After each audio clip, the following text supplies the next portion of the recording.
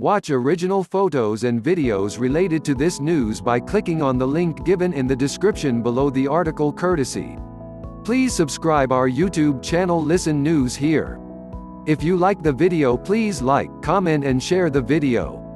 After pulling The Hunt amid controversy last summer, Universal is using a "decide for yourself" marketing pitch as bait to lure people into theaters.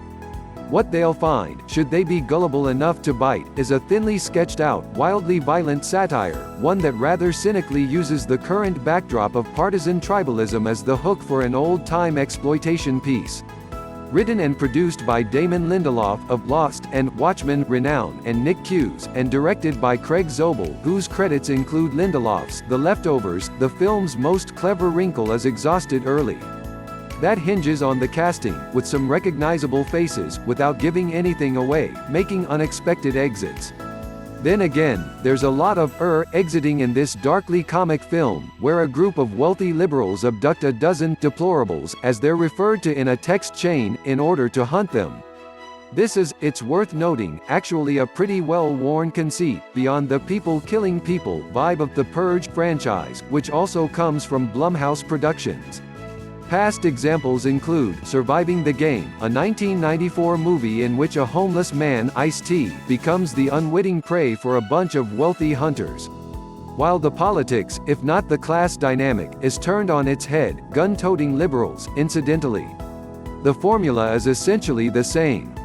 Only here, the most resourceful participant among the quarry is Crystal, GLOW's Betty Gilpin, who methodically goes about defending herself, often in grisly ways.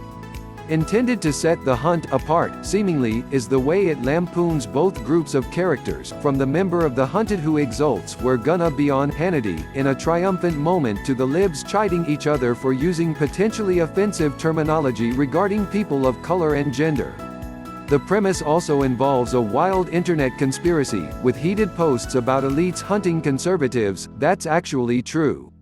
Although even that idea has a twist baked into it, again, in a way that feels fairly half-baked.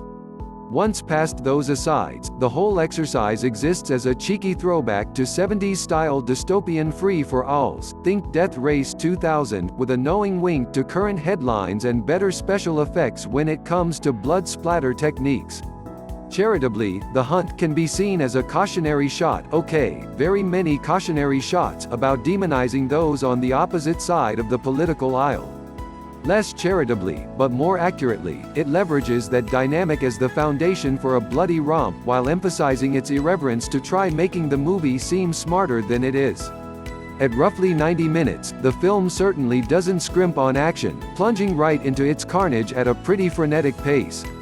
At the same time, what character development there is basically relies on the shorthand of the situation and cultural stereotyping, albeit with an arched eyebrow. The near-saving grace is Gilpin, who makes the mysterious Crystal's table-turning routine nearly as amusing as it is efficiently ruthless. To paraphrase Jack Nicholson in A Few Good Men, these one-percenters have clearly messed with the wrong gal. Universal withdrew the movie in the wake of mass shootings, and after President Trump took a veiled swipe at the film, and Hollywood in general, based on a Fox News piece. Yet except for sensitivity about the movie's cartoonish levels of violence, pulling The Hunt from release appears to have been unnecessary. Weighing its various pros and cons, whether you lean red or blue, seeing it is too. The Hunt premieres March 13 in the US. It's rated R.